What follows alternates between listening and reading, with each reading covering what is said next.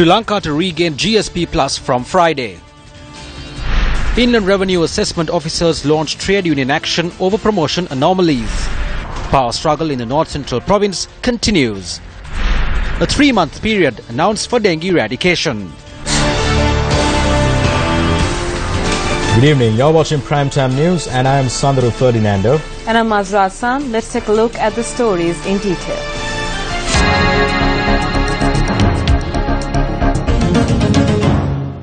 President Maithripala Sirisena has instructed the Special Task Force on Dengue Prevention to declare a 3-month period from the 1st of June for the prevention of the spread of dengue. President Sirisena summoned the task force on dengue prevention to discuss the steps that should be taken to prevent the rapid spread of dengue virus. The president said that in the future a number of gazette notifications will be issued declaring the steps that should be taken by the public sector as well as government institutions to combat the dengue virus. The president gave instructions to enforce the law against mosquito breeding grounds in mega building construction sites. Similarly, the president said to conduct awareness programs on dengue prevention on a day of the week for 1 hour at all public and private institutions as well as in schools. The president directed the relevant sections to arrange required activities to reactivate the production of bacteria for dengue prevention through the relevant companies in Sri Lanka. Exports from Sri Lankan manufacturers will be allowed to enter into the European Union without any custom duties from the 19th of this month. This was revealed to the media today during a media briefing organized by the European Union delegation in Sri Lanka to create awareness on the GSP Plus concessions. We have calculated that the direct benefit based on the present exports to the EU will be of roughly 300 million euros per year. This could, of course, increase in the coming years and reach 1 billion euros in a few years. The other benefit, an indirect benefit, will be that there will be more attraction for foreign companies to invest in Sri Lanka and to start business. And this will mean also more jobs, more job creations for Sri Lanka, which is also good news. We do hope, of course, that the diversification that will take place will also reach benefits not only in this part of the country, but also in the parts of the country that have been most affected, I would say, by the past conflict. The northern province and the eastern province, but also certain parts of the country where there are still niches of poverty. The GSP Plus concession was lost by Sri Lanka because of serious shortcomings that had been identified by the then High Representative and the then Trade Commissioner back in 2010. These were communicated to the Sri Lankan government at the time. Specifically, they related to failures on torture, failures on child rights, and failures on civil and political rights. The government at the time indicated that it had no intention of addressing those shortcomings, which is why the concession was withdrawn. But we have seen a progressive commitment from the government to take serious and sustained action in all of those areas to address the shortcomings. So that critical criteria is what led to the decision by the European Commission to recommend Sri Lanka's readmission to the GSP+. And what will remain very crucial in the monitoring process is that there needs to be constant progress. What will happen to the GSP Plus concessions when Sri Lanka becomes an upper middle income country? Ambassador Mark explained. Your country is for the time being a lower middle income country. It will need to have reached a certain number of criteria for 3 consecutive years, which is quite a challenge. The fact is that as long as these criteria are not met, the country will still benefit, will continue to benefit of the GSP Plus scheme. Minister Sajith Premadasa made the following comments on Sri Lanka being awarded the GSP Plus concession. During the previous regime, human rights were violated and journalists were assassinated. State terrorism was in effect through the white van culture. If one worked against the government, they were abducted at night and disappeared for good. Sarath Fonseca, who was a candidate for the presidential election, was sent behind bars. We were humiliated by the international community. One such instance was when the GSP Plus concession was taken away from us. Today we have been awarded this again. With this concession, we will be able to export a large amount of goods to the European markets. Our goods will not be subject to tax and we will have better prices. The minister laid the foundation stone for the construction of a bridge at a cost of 23.9 million rupees to link Parakramapura and Allagala over the Thammanna Canal. Prime Minister Ranil Wickremesinghe met with Chinese President Xi Jinping today and engaged in bilateral discussions. During the meeting, President Xi Jinping has pledged to provide 2 billion yuan for development activities during the period between 2018 and 2020. Development aid from China to Sri Lanka during this year totaled 400 million yuan. The Chinese president had reiterated his country's support to Sri Lanka's process of national reconciliation and economic development efforts. Prime Minister Ranil Wickremesinghe also met with his Chinese counterpart Li Keqiang. The free trade agreement will be signed by the end of this year between the two countries. And getting into financials, it was revealed that $400 million will be provided as funds through the One Belt, One Road initiative, and another $300 million will be provided for the years 2018 and 2019. Now, these funds will be funded by both the Silk Road Development Fund and also the Asian Infrastructure Investment Bank. Well, that's it for now. Signing out for today from China, Beijing. I'm Joel Outskun for News First. A group attached to the Inland Revenue Department engaged in a protest today, stating that they cannot accept the promotional recommendations issued by the Public Service Commission. The protest was staged before the head office of the Inland Revenue Department. On the 9th of this month, the Public Services Commission recommended the promotion of 272 Assistant Commissioners to the position of Deputy Commissioner. The Inland Revenue Assessment Officers Association commenced a trade union action, stating that the recommendations had been issued without taking into account the seniority of the employees. The Inland Revenue Department and the Ministry of Finance submitted a seniority list. However, the Commission has completely disregarded this. The Public Services Commission has not acted in an independent manner. We have informed this to the Public Services Commission as well as the Ministry of Finance. The management of the department as well as the Commissioner of Inland Revenue have understood this issue. Even the Director General of the department opposes this system. If this process is implemented, this could lead to the demise of the entire state sector. Unfortunately, this attempt is being spearheaded by the Public Services Commission, which is said to be independent. However, the Inland Revenue Commissioners Association charges that this trade union action is unfair. While all trade unions were working against the new Inland Revenue Bill, this union supported it.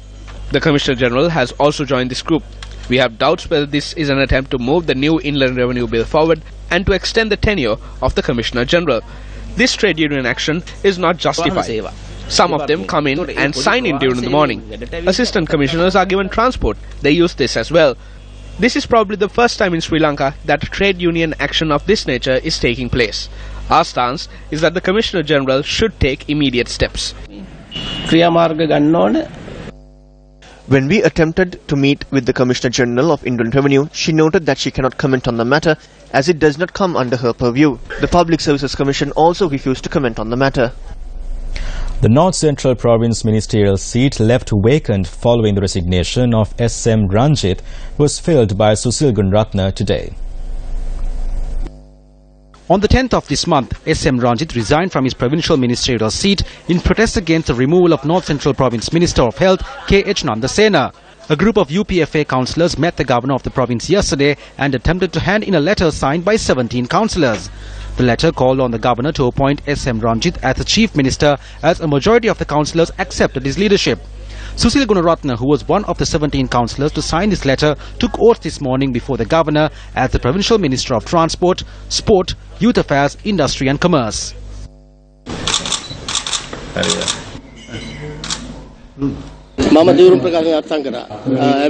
I did sign that document. My decision to accept this post is not aimed at insulting or making fun of anyone. The former North Central Province Chief Minister helped me accomplish many common activities. I pledge to support him in such common activities.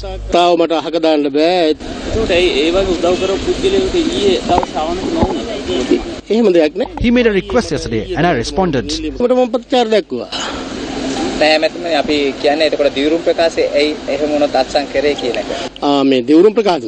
When I signed one declaration yesterday and I signed a new one today, the old one is annulled. There are rumours that several other councillors will support this chief minister.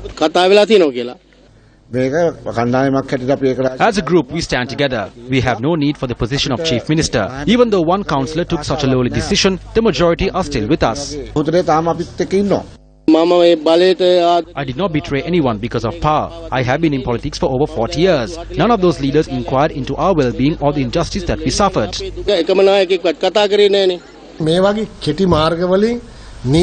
Trying to gain power through such unconstitutional, undemocratic shortcuts is a joke.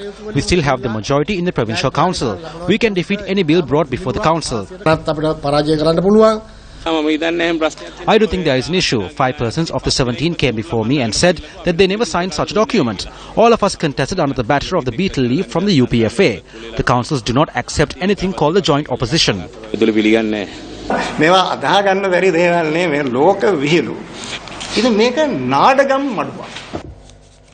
State Minister Wasantha Senanayake expressed these views during an event in Polonnaruwa today. The tasks that we perform as a State Minister are limited. The state of despondency was evident in the statement made by fellow State Minister Sujiva Senasinghe.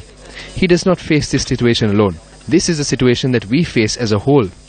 If I am to speak on this, I would have to be in tears for more than a year. We continue to work with a smile despite the hardships. Some of the despondent people blame us that we are not doing anything that a minister is supposed to do. Our hands are bound. Most of us do not wish to expose this.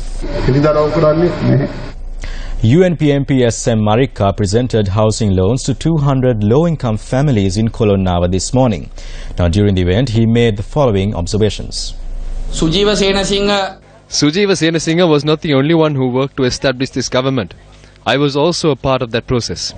We put our lives on the line to establish this government. It must be made clear that we did not secure the Kaduwala electorate at the presidential election nor the general election, but we managed to secure the Polonnaruwa electorate. From the newcomers, I was the one who achieved the highest number of preferential votes from the Colombo district at the parliamentary elections.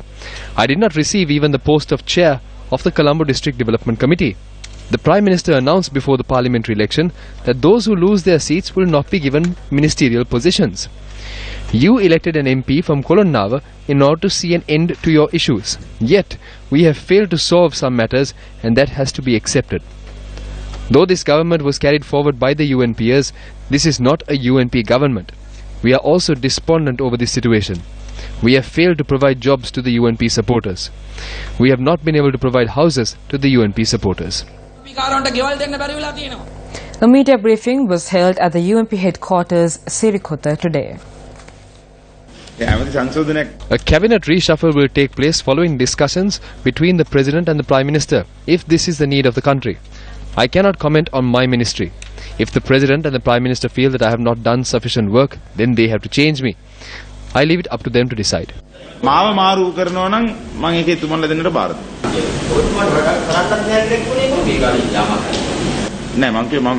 I did not say I do not work. It is simply that we get stuck when working because of certain issues. I am a straight talker when it comes to this.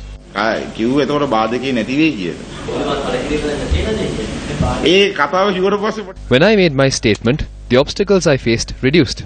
There is a benefit in talking to the media about these things. A lot of people started speaking out after me, and they used this opportunity. Some people were afraid afterwards.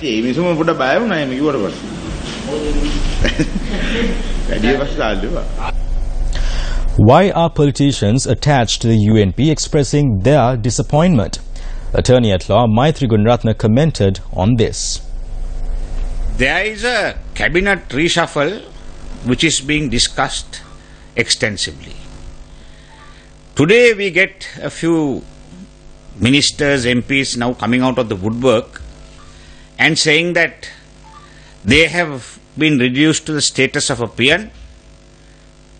All of them are complaining that they have not had any powers and they are willing to leave their positions and go. Now, if you take Buddhika Patirana from the south, he is a member of parliament who has come first in the Matara district twice with no acknowledgement of his results. But he seems to be working very diligently towards the betterment of the party. When there is a cabinet reshuffle being talked about, now they are saying their peons have more powers than their ministries. This is not acceptable. It is the UNP party supporter who have voted them into power. They are responsible for them. What have they done to get them more employment? What have they done to get them Samurdhi benefits? What have they done to get them promotions? What have they done for the party supporter is the question we have to ask. Following yesterday's leaked document produced by Arjuna Mahendran's attorney, the Presidential Commission was presented with another document by the same attorney that was hotly disputed by the Attorney General's department.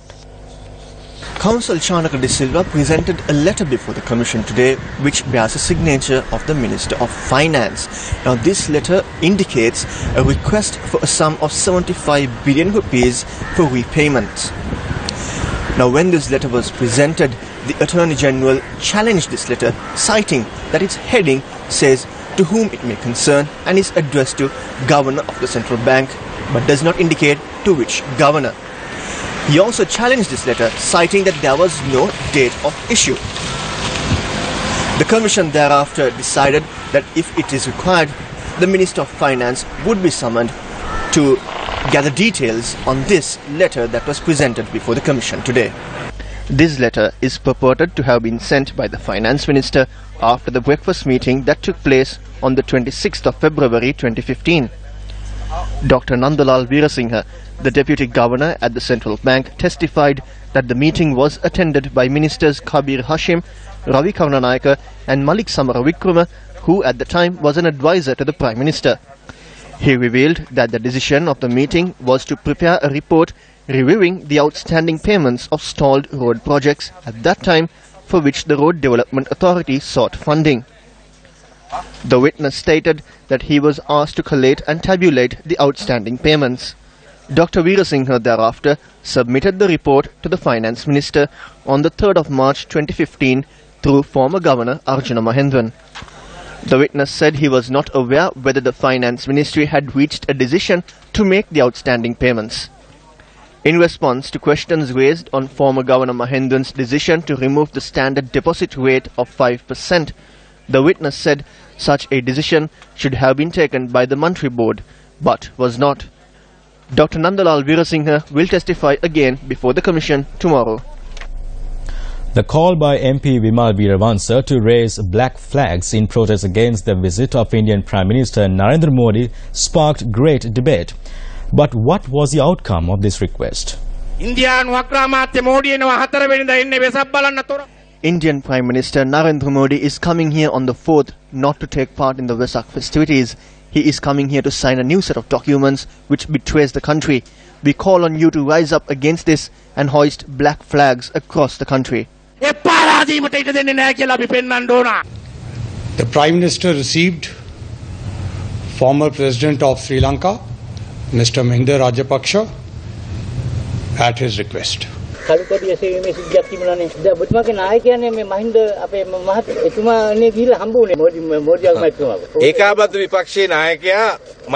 Mahinda Rajapaksa is the leader of the joint opposition. Modi met with him because he is a former president and the future leader of this country. There was a cordial discussion and he had also shown signs that he will be the next leader of the country.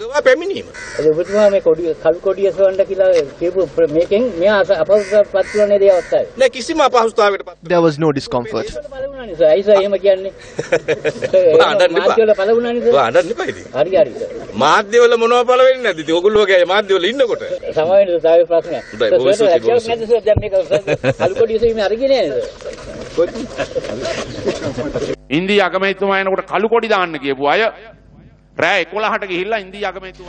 Individuals who called for black flags to be raised to protest the arrival of the Indian Premier met with him at 11 p.m. The High Commissioner told me these people had requested a meeting. I said, let them meet.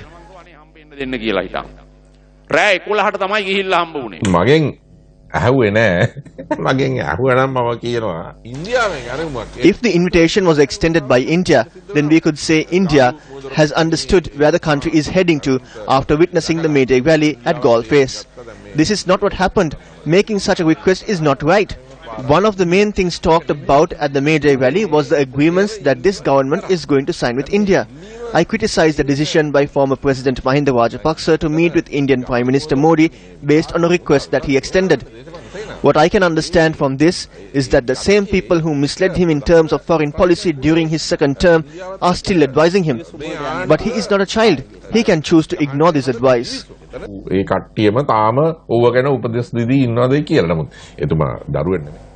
The case filed against the editor of Lanka News, Sandhuran Senadira, was taken up at the Supreme Court today. The case was filed for allegedly publishing false information about the courts and judges via the website Lanka News.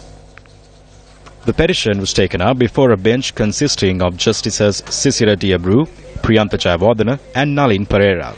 The Supreme Court today ordered petitioner attorney-at-law Madhura Vittanage to report facts to court on the permanent address of Sandhuran Senadira.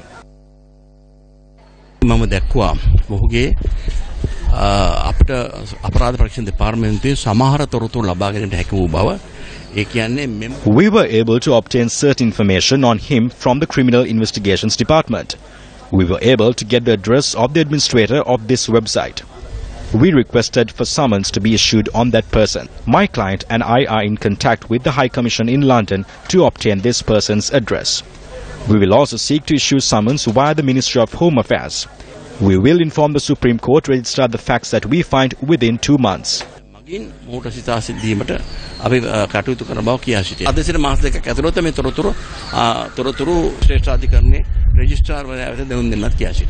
Court ordered the case to be taken up again on the 27th of September. The Unity Through Power Devolution movement convened a media briefing in Colombo today.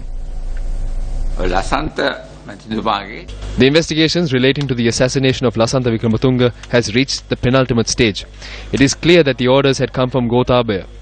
Based on this situation, Gotabaya must be arrested and questioned. If this is not done, we will not see an end to this investigation. The top tier does not want to take a decision that would lead to the arrest of Gotabaya or any Rajapaksa.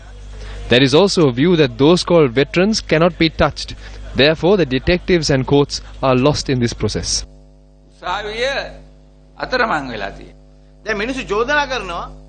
There are allegations that both groups in the government are in talks with Mahinda's team and all matters are being concealed.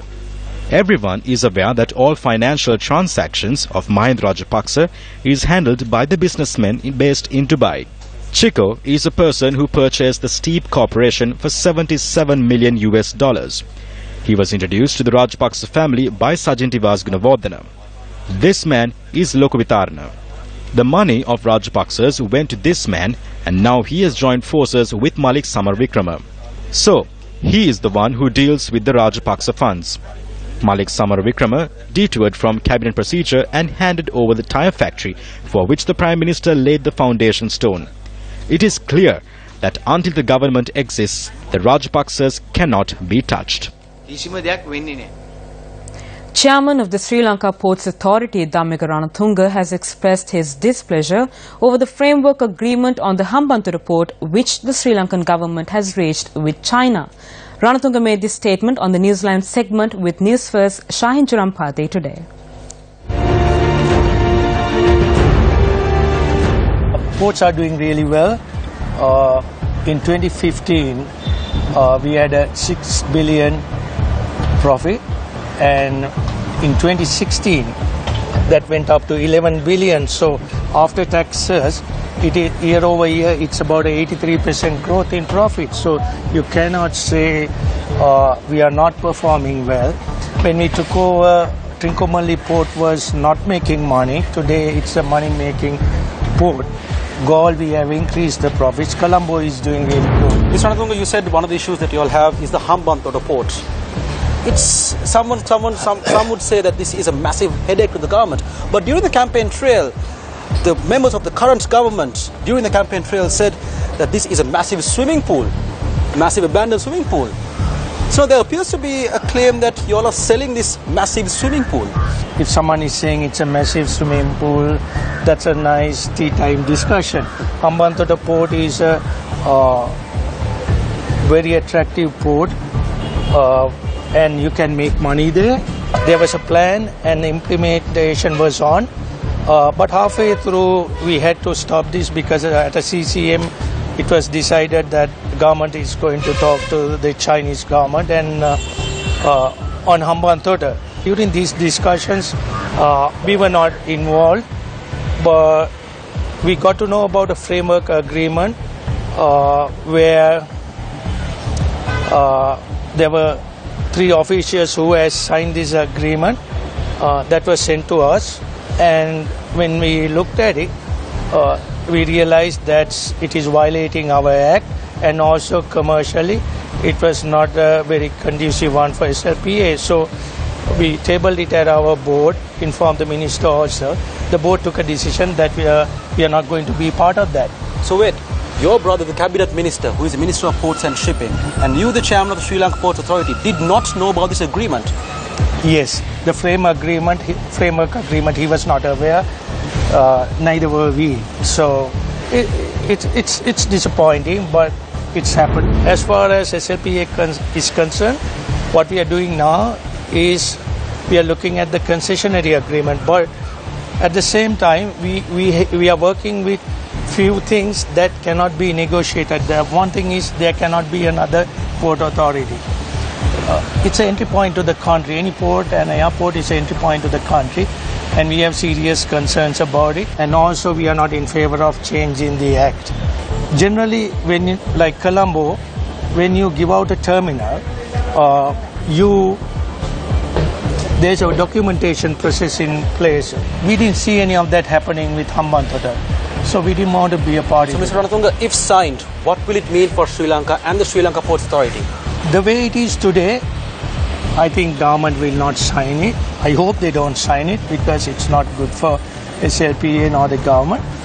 There are many agreements when it comes to leasing out a terminal, because we don't want to lease out a port. Our position is lease out only terminals, right? And when you do that, there are many agreements like the shareholder agreements, concessionary agreements, and so on. But there are a lot of documentation lacking at this point. We have asked for a business plan from the party who are going to invest in it. We haven't got one yet. So you cannot finalize an agreement without a business plan. And with that, we wrap up Primetime News. I'm Sandhur Ferdinando. And I'm Azra Hassan. Good night.